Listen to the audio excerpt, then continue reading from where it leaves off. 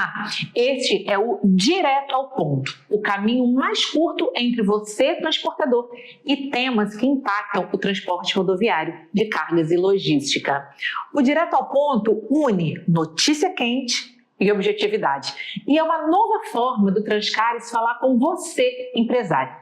Nesta primeira edição, a gente está recebendo o assessor jurídico do Transcares, Marcos Alexandre Alves Dias, para falar sobre a resolução 6.076 da ANTT, que dispõe sobre a política nacional dos pisos mínimos do transporte rodoviário de cargas, um tema que está pipocando aí no mercado. Bem, então vamos lá. Doutor Marcos, fala para a gente o que muda com essa nova resolução. Ana, primeiramente, a resolução 6.076, ela trata de uma revisão ordinária nos pisos, nos coeficientes e na metodologia de cálculo dos pisos mínimos de frete no transporte rodoviário de carga, ok? Considerando o quilômetro rodado. Essa revisão ordinária ela decorre da lei, a Lei 13.703, que instituiu a política nacional dos pisos mínimos de frete. Vamos simplificar, a tabela do frete. Ela determina que a ANTT, a Agência Nacional de Transportes Terrestres, publique anualmente, precisamente no dia 20 de janeiro e 20 de julho, essa revisão nas tabelas, nos índices e coeficientes de custo da tabela propriamente dita.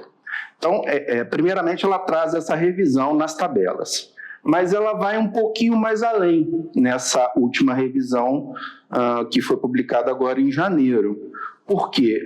A ANTT, no final do ano passado, salvo engano, em outubro, ela iniciou um processo de audiências públicas, visando angariar sugestões para essa alteração da atual resolução, que é a 5.867 de 2020, é ela que regulamenta a política, a Lei 13.703, e aí, assim, o Transcares, inclusive, participou desse processo, tivemos duas sugestões, porque esse era um tema, como você disse aqui, que estava na rota das empresas de transporte rodoviário de cargas. E essas alterações foram, como eu disse, mais além. Ela deixou claro, na nova norma, por exemplo, que a política nacional do transporte de piso mínimo de frete, a tabela do frete, para a gente simplificar, somente se aplica aos veículos de transporte de carga movidos a diesel. Então, os veículos leves, movidos a outro combustível qualquer, nessas operações de transporte não estão sujeitas ao tabelamento, ok? Uma outra importante definição que ela trouxe é que ela se aplica somente às operações de carga-lotação e não carga fracionada. E para os fins da norma, a nomenclatura que ela trouxe, alterando, carga-lotação é aquela operação de transporte que é feita com um único contratante, com exclusividade, com um único documento fiscal que acoberta essa operação entre uma origem e destino. Anteriormente, a norma anterior que foi alterada, essa nomenclatura que era trazida gerava algum conflito, inclusive, para a própria fiscalização da ANTT, que ao invés da exclusividade era baseado na capacidade da totalidade do veículo de transporte de cargas. Então, isso gerava alguma distorção na fiscalização, como eu disse, justamente para diferenciar carga-lotação e carga fracionada. Okay?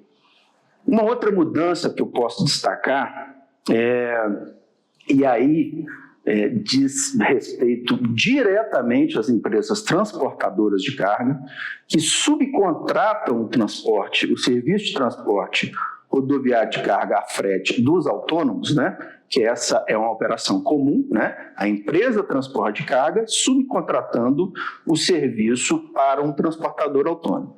Ela deixou claro essa resolução, com base em que já existia na lei, mas isso não estava na norma, de que a tabela do frete também não se aplica a essa contratação de empresa para o TAC agregado. O que é o TAC agregado?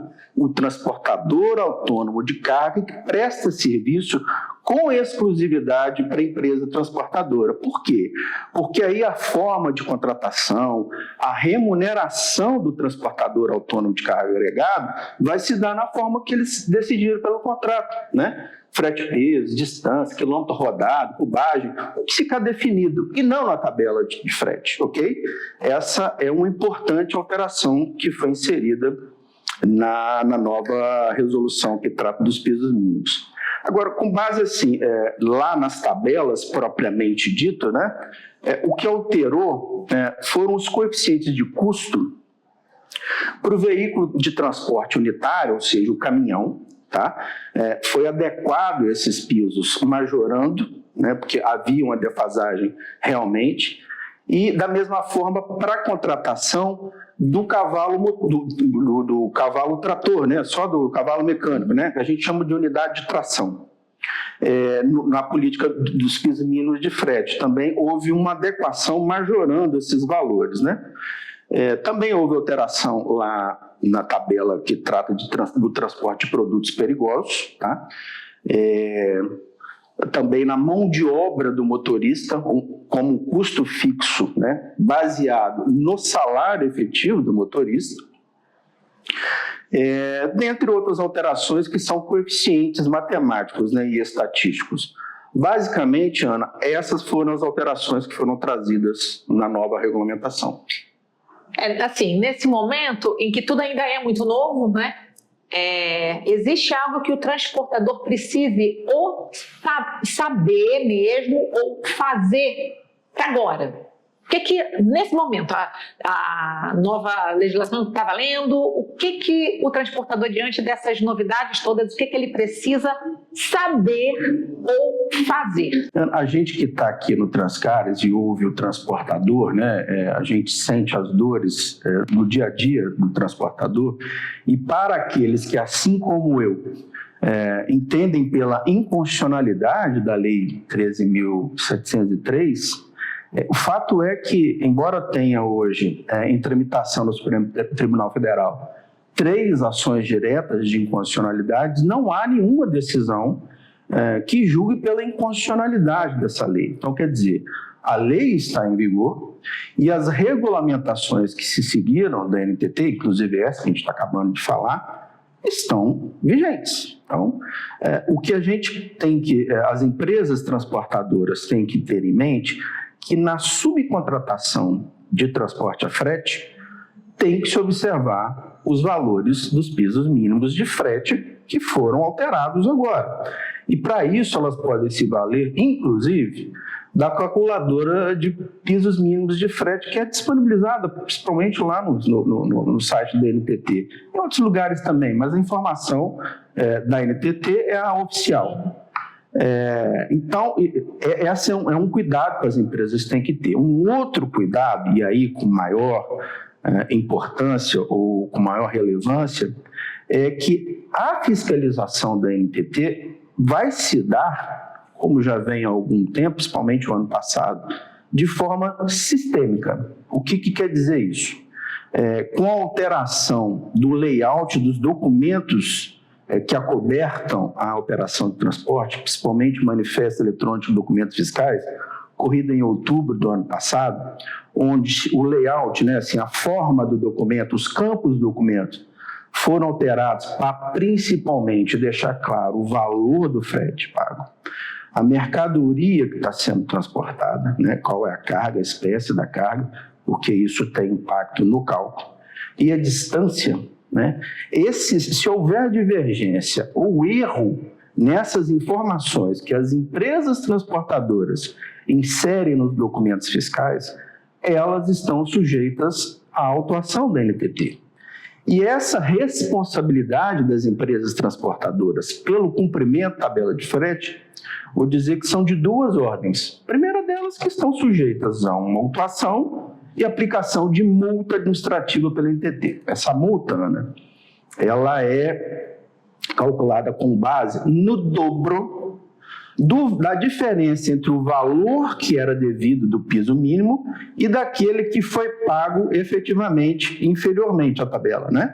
É o dobro desse valor, mas no mínimo de R$ 550 até R$ 10.500. Isso é uma das responsabilizações que a empresa pode sofrer. A outra é também balizada nessa diferença de valores, né, entre o que era devido e o que foi realmente pago, o dobro dele, as empresas podem ser obrigadas a indenizar o transportador, o qual ela contratou, mas aí já não tem mais o limite. Vai ser o dobro do valor realmente apurado. Então, existem essas peculiaridades que as empresas têm que se atentar, ou seja, a lei e a norma estão em vigor, ou seja, a tabela do frete precisa ser cumprida, e essas obrigações acessórias, né, assim que a gente diz na operação, principalmente na formatação ou na expedição desses documentos fiscais que acobertam a operação por parte da empresa contratante transportadora,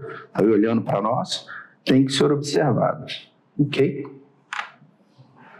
E é isso, direto ao ponto. Informação rápida para quem precisa se informar e decidir.